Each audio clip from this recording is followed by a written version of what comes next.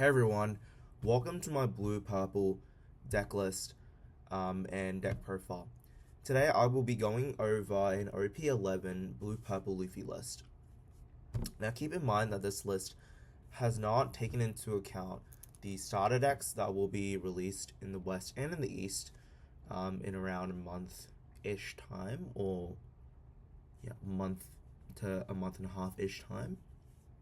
So this deck list can be very different to the OP11 deck list that actually comes out in the West, but I think it still gives you a very good idea and a starting point to how you actually want to build a deck.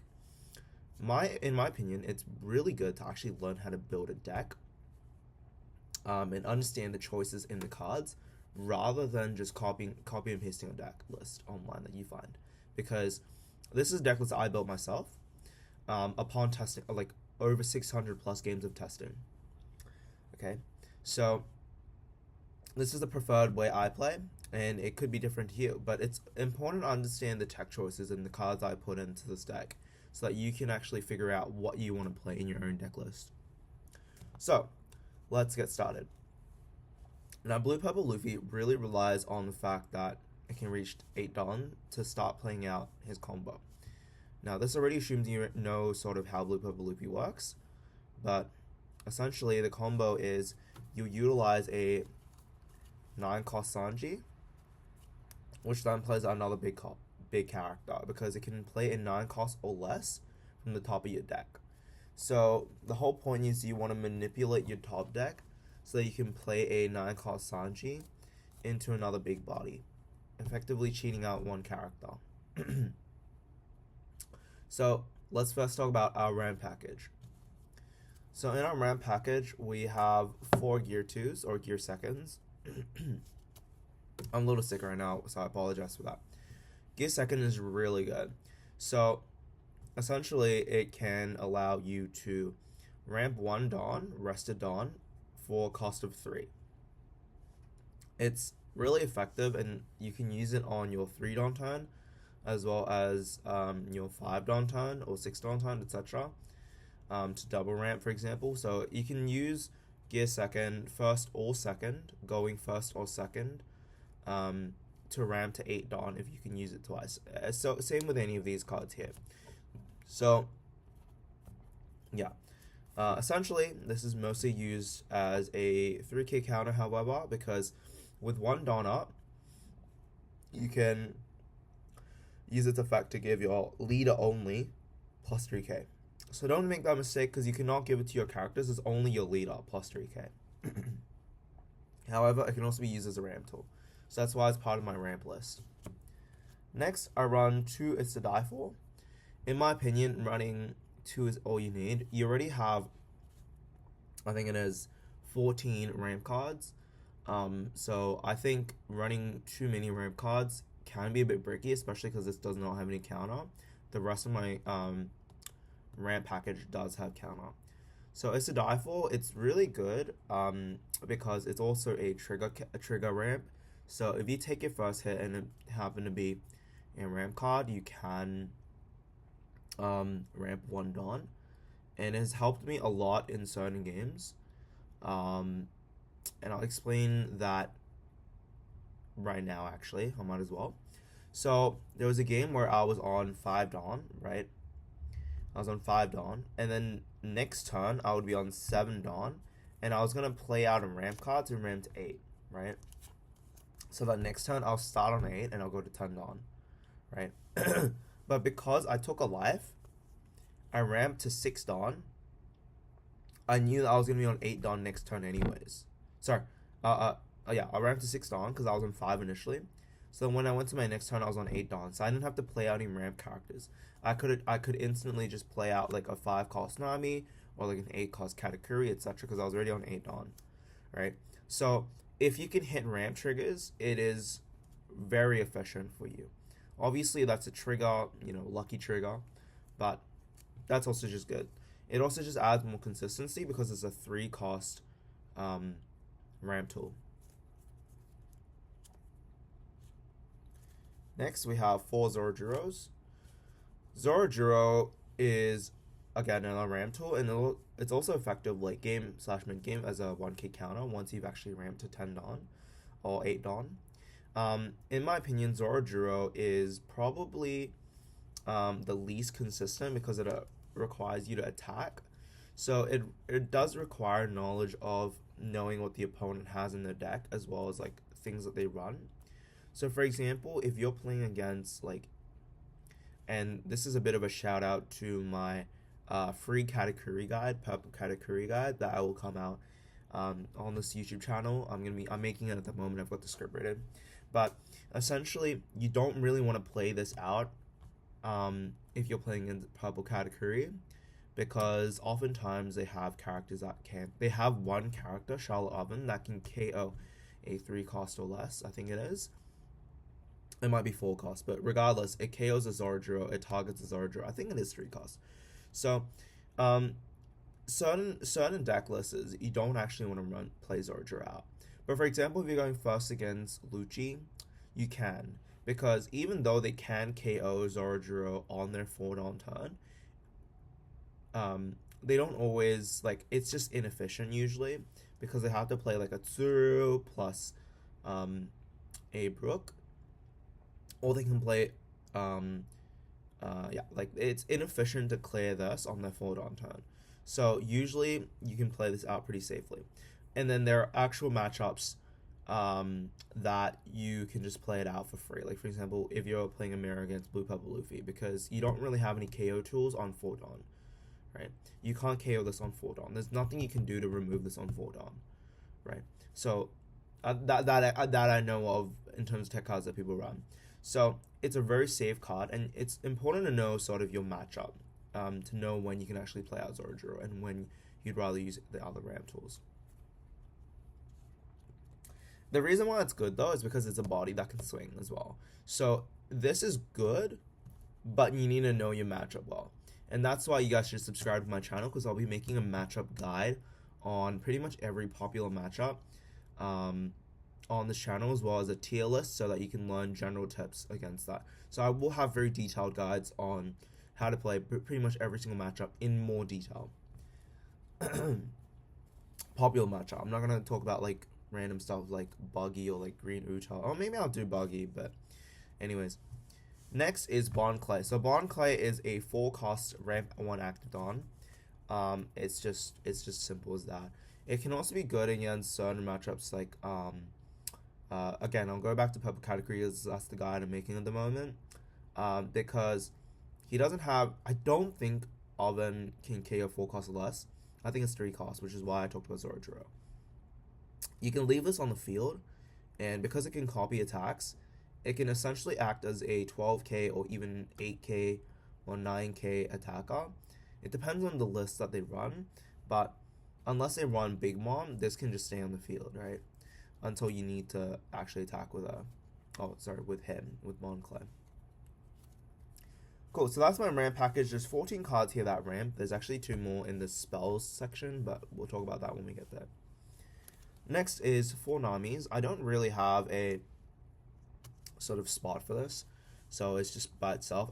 I guess it's a blocker searcher. It allows you to take 3 cards into your hand and then put 2 cards on your top or bottom, depends. So this is a really good cycling card essentially, and a blocker. I usually like playing this out, let's say on a 7 Don turn.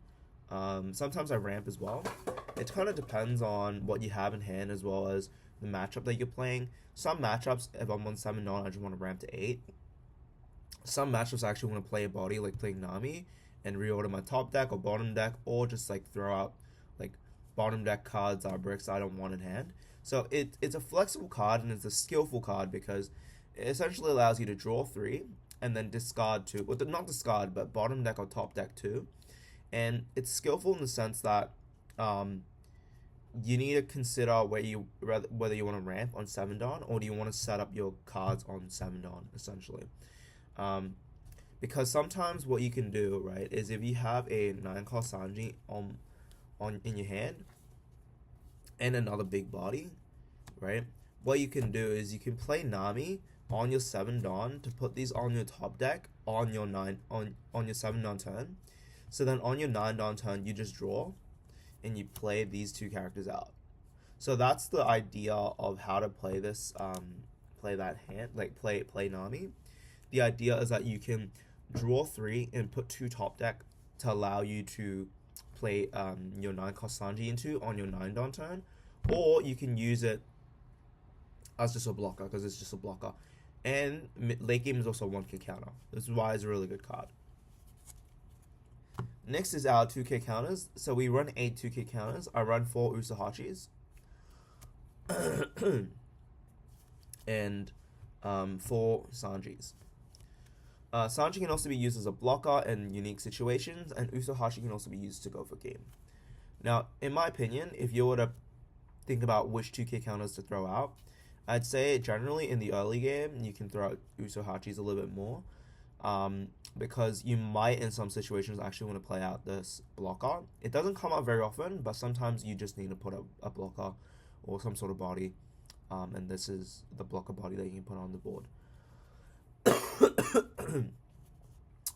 Sorry, I'm a bit sick, as I said. And then late game, you want to not discard your Usahachis because depending on the matchup, this can actually help you go for game because it rests to 5 costs or less. Cool. Next, we'll talk about some tech choices as well as spells that you want to sort of play. There's also tech choices listed here, but these are some of the tech choices. So I want 1 Grav Blade, Gravity Blade Raging Tiger. I think running 1 is all you need, honestly. You can run 2, but it comes up more often than you think. So this is really good against Zoro. I basically run 1 off because of Zoro, Bello Betty, Purple Luffy is also really good. If you can see this against Luffy, the bottom deck 6 costs or less, so you can usually bottom deck the Zorojiro, their Sangoro, things of that nature. So it comes up, and it's pretty useful. I was playtesting with my friend yesterday against Grape Luffy, and literally this card came up 3 times in all 3 games I played against him. So because you can search your top 5, finding your one of tech choices actually is not that hard. Obviously, it's not consistent. You're not going to get it every game. It could be in your life. It could be in the bottom of your deck, and you generally never find it throughout the whole game. But in my opinion, running 1-off tech cards in Blue Purple Luffy is more consistent than like most other decks in the game, pretty much.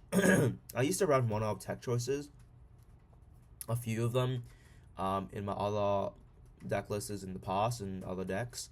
And the problem is sometimes, people are right. Consistency is key, and you can't find your 1-off tech choices against certain matchups. But Grav Blade comes up a lot more often than you think. I would say it comes up, in 35% of your games, like 35-40% of the games that you actually play. Maybe even more. And as I said, in the 3 games I played against Grape Luffy, this actually came up and it was actually useful. So I think 1-off Grav Blade is honestly fine. This is really good against Blackbeard. It's really good against, as I said earlier, Zorojiro, Bello Betty. Even decent against Grape as well. I can't really think of other matchups right now. It's also good against Doflamingo, I guess, but like your high end is just way better, so it doesn't really matter. But yeah, it's just a really good tech card for especially things like Blackbeard. And yeah, I just really like this card. I think it's really versatile, and running on 1-off can save you in some games. Next, we have Red Rock. So I think Red Rock is a must. It is a must. I don't understand lists that don't run Red Rock. I mean, I do, because the way they play, and you can check from my high end later, this is my high end, or my top end, rather, is that they run a lot of rush top end, some players, which is why they don't run Red Rock. So I think it's important to actually know this. If you run Red Rock, then you can run a more defensive list like me. If you don't run Red Rock, you need to run more of a rush package on your top end. The idea is, if you run a lot of rush, then you can just rush down your opponent anyways. Like, you can play 9-cost Sanji into 9-cost rush 10k Luffy, and just rush attacks and like barrage them down, so this Red Rock doesn't matter as much. But I think having a more defensive list, as you'll see when I show my top end a little later, that I don't run as aggressive of a swing sort of list. So I think Red Rock is really good. So let me explain as well. So your top end usually ranges from 8k to 9k power. There is 10k if you run 9 cost Luffy. But compared, and again, I'll reference my category guide that will come out. So stay subscribed if you guys want to watch a detailed guide on that. And you guys can just hear me, like, I'm just sprinkling in tips against category. But running Red Rock against 10 cost Rush Mom is really, really important because you can't eliminate her off the board. She's going to be running 8 cost category protecting the 12 cost Mom, right? So she's going to have counter if you swing low. And if you swing really tall, she's just going to block it. So running Red Rock, in my opinion, is so important because she's way too sticky in the board. You have to Red Rock, and then you use the other characters to swing life to go for game. This is pretty much a must because it's really, really hard for you to get rid of top end against your top end. Because your top end's 9k and 8k swings. Whereas other top ends are usually like 11, 12k swings.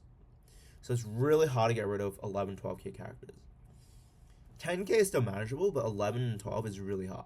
Especially 12k and even 13k if they have Goldie Roger, right? I think 2 Red Rocks is a must. It will come up in more than one situation. The reason why Grab Blade is a one-off is because you don't actually have that many turns to actually play this. Even if you run 2-off like for consistency, you'll realistically only play it once. Just because even if they flood their board, it's much better. Like, it's basically used to, let's say you're on your 7 down turn, right? And the Pluffy already play out 3 characters. You can't really play out that many characters on 7 Dawn that's actually effective, right? Because you don't have any big bodies to swing. So it's better to use Grab Blade in that situation when you're on 7 Dawn, so you can get rid of some characters. It just doesn't come up a lot, like in terms of being able to use it more than once in a game, which is why you run them one off. But Red Rock, you can use Red Rock twice on 2 big bodies, and actually is like genuinely useful. So that's why I run 2 of. Next is Pudding. So Pudding in this meta, I find that there are definitely decks that draw a lot of cards, like a Grape Luffy, and Blue Purple Luffy as well. You can go for game with this card. It's sort of a tech choice just for anything. Like, I mean, Pudding is just Pudding. I know people that don't run Pudding, but I think it's pretty good. You can definitely go for game like this, and also like against Grape, which searches a lot. I've seen them, like for example, on the 4 down turn, right? I see them search Sanji Pudding and they search stage. So like turn 1, they searched they searched stage. Turn 2, they played Zoro, searched Sanji Pudding. I know that on the next turn they can play, for example, Sanji and Pudding into stage into Nico Robin blocker. As an example, if you don't understand what I'm saying, don't worry about it. Point is, it's a strong combo, right? I can play out the Pudding, which I did, and it gets rid of their hand. You can, which slows them down, because on your like 6 Dawn, 7 Dawn turn, you don't actually have that much things you can play out that helps you development much, because you kind of want to get to your top end to actually start playing it. So slowing down their game using Pudding, as well as I mentioned earlier, Grab Blade is also just really, really good. And this helps you go for game sometimes, which I have done. Sometimes when they have like 9 cards in hand, you just play this down and go for game. Like obviously, like you have like 3-4 characters down, and you just play like Pudding, and you can go for game, for example. Next we have Gum Gum Giant. So we have 4 of. Obviously, Gum Gum Giant is just so strong. I think it's probably one of the best 1-cost events at the moment. I think Gum Gum Giant is definitely up there. Ice Age is probably another one. I mean, Ice Age is banned now, but Gum Gum Giant is another one of them. I don't think I need much of an explanation. You can use a 4K counter on your characters, on your leader. It's just a really good defensive card. And also you run a lot of bricks. Or your top end are pretty much bricks, right? And also you run a few bricks in hand as well. That is another reason why I run the Gum Gum Jet Gatling. This is also really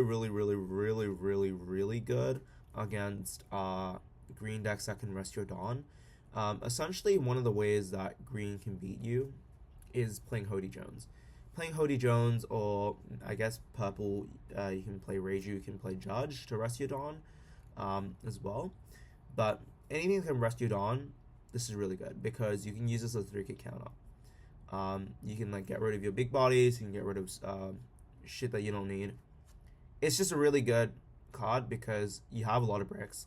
Like Grav Blade, like let's say you draw in Grav Blade like later on, or like you have a Grav Blade in your hand for a while, from triggers, or you know you just had it at the start and you never used it. You can get rid of it. Who cares? The Grav Blade is useless late game pretty much against most matchups. So it's just really good to have 2 orbs, I think, and it does come up. Also, it's a ramp tool. So you technically have 16 ramp cards if you hit this from life.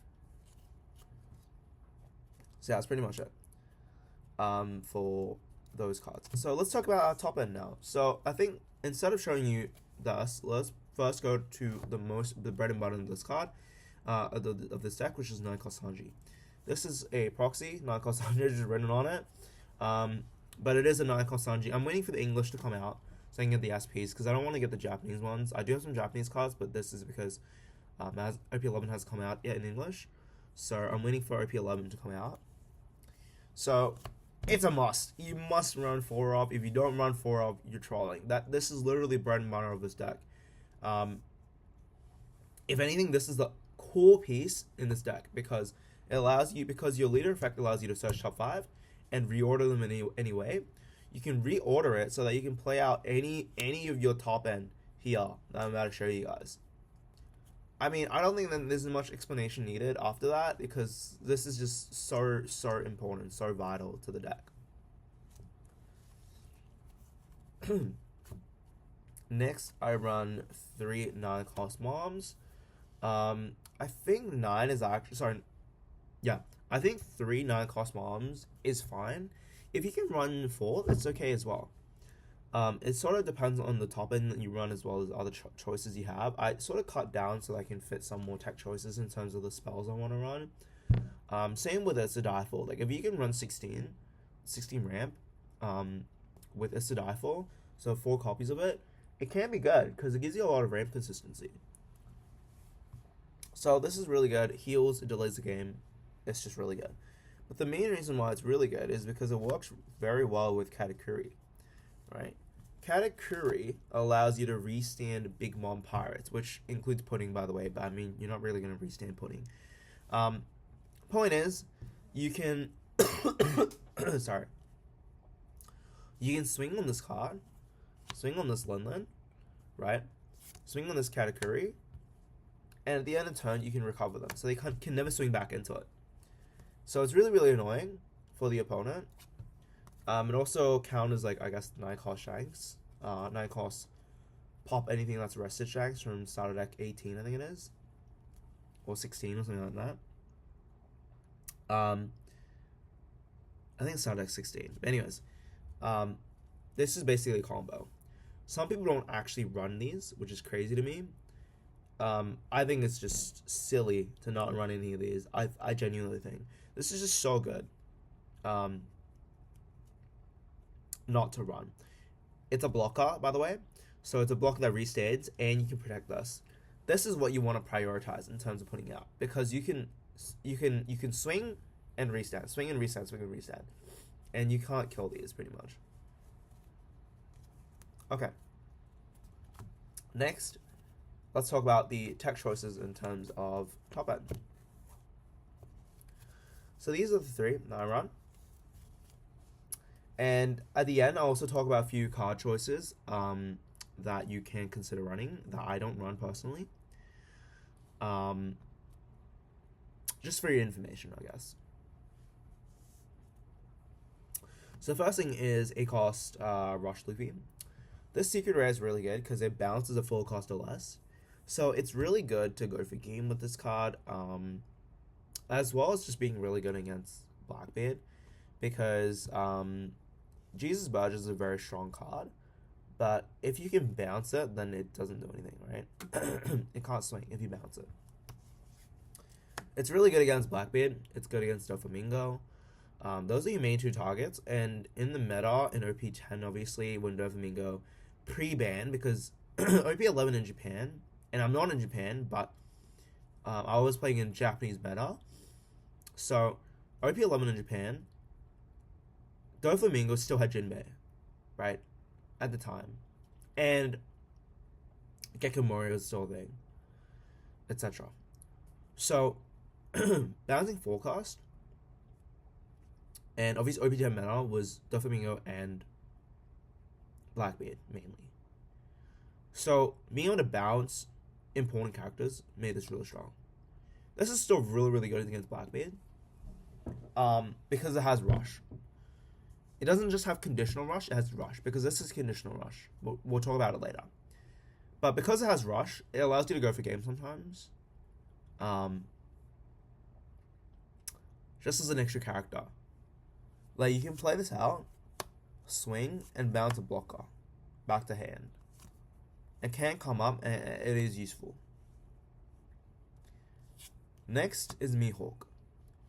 So, Sanji putting in the Grape Luffy matchup is 5 cost. But with the stage going Merry, it can go up to 7 cost. Which means that your 9 cost mom is no longer in range, because it bottom lives or bottom or top lives a 6 cost character or less. Now, sometimes when they play out 2 Sanji puddings, they can't protect both of them because they use Going Merry on one of them. They can play out another Going Merry, so like replace the stage to +2 to both of them.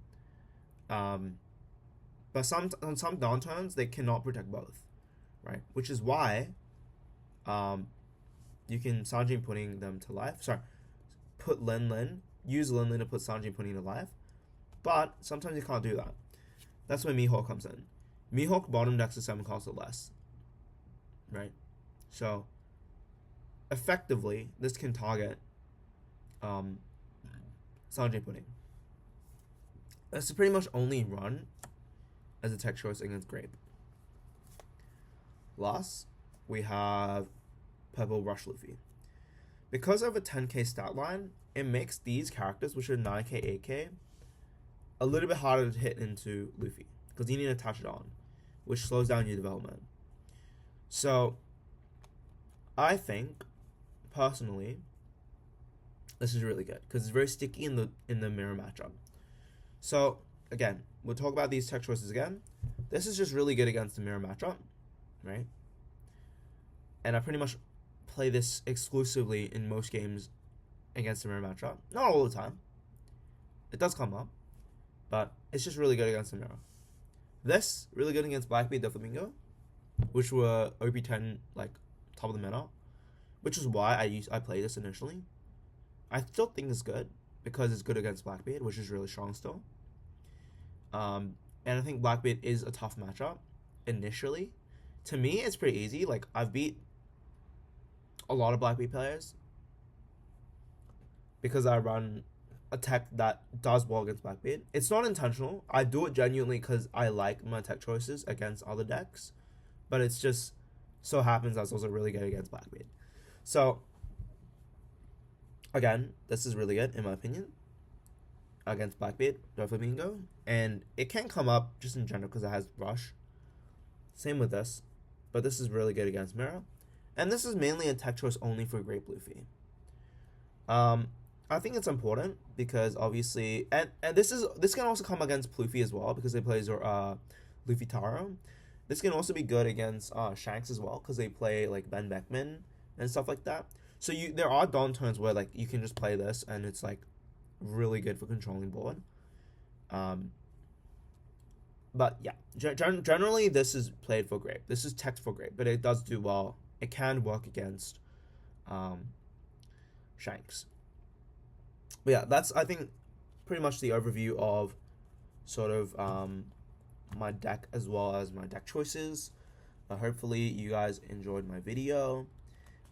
If you did, please give us a like and stay subscribed to my channel, because I will be making an in-depth guide on Blue Purple Luffy versus other specific matchups. Lastly, I want to shout out to my boys, which help me play test all the time. And also, I want to shout out to Mary TCG, because I really like watching his videos, and he was a person who made me a lot better on NL. But yeah, anyways, that's it, and I'll see you guys in the next one. Okay, I lied, because I just remembered, as I finished recording, that I was going to talk about specific tech choices that I do not run. So, I'll talk about them now. I don't have them all. In fact, I don't think I have them. So, I'll just explain it, right? You can play 7-cost Kyros, which bounces a 5-cost or less, I think it is. And the reason why people run that is because on your 7-down turn, it's very awkward. So, on your 7-down turn, it's very awkward. So, as I said, you can play out Nami, you can play out Grav Blade, and you can even sometimes play out your 6-cost blocker. That's why your 7-down turn is very awkward. So sometimes people like to play out 7-cost Kyros, so you can establish a body on your 7-down turn, and it feels a little less awkward. I think it's okay, but because it's a 7-cost, running Mihawk also counters it. I think because people run Mihawk, if you run Kyros in a mirror, they can counter it with this. So that's my only opinion on that. I don't really like it, because I just think my 7-down turn already has enough choices, which is these options. So I don't think it's necessary, but it is awkward sometimes when you have no blockers to play or spells to play out. You can even red rock like a small body just because you want to like -1 on their board, right? Sometimes. Another tech choice that I know people run is Tank Man Luffy, because it's a 5-cost 7k. Because the thing with the 5-cost 6k is that your leader is 6k, so they're never going to swing you with anything less than 6k. Well, I mean, yes, they can, like for example Zorojiro and stuff, but if they're actually going for damage, your blocker never gets a free block. Your Nami never gets a free block. But with Tank Man Luffy, you can get free blocks. So that's a tech choice. There's also 2k counter tech choices. In addition to these ones, people run the promo Nami, people run the OP11 Chopper, which is a 2k Straw Hat Blue card.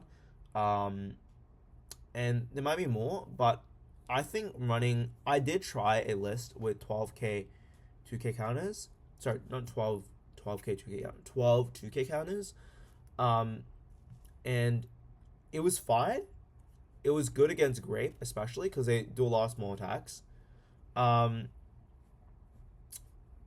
yeah, I mean, you can try run that, I think. Running 10 or 12 2k counters, I guess. You could try that. But yeah. Those are some of the tech choices. Let me think if I can think of any more. I think that's it for now. I will make another guide on Blue Purple Luffy in terms of tech choices in more depth against specific matchups, if you want to tech for them. But that's videos for later and in the future. I have actually a lot of knowledge on Blue Purple Luffy. I might not be the best pilot in the world, but just because I played like so many games of Blue Purple Luffy already, I think I definitely have a better understanding of this deck than the West does. So hopefully you guys enjoyed this video, and bye-bye.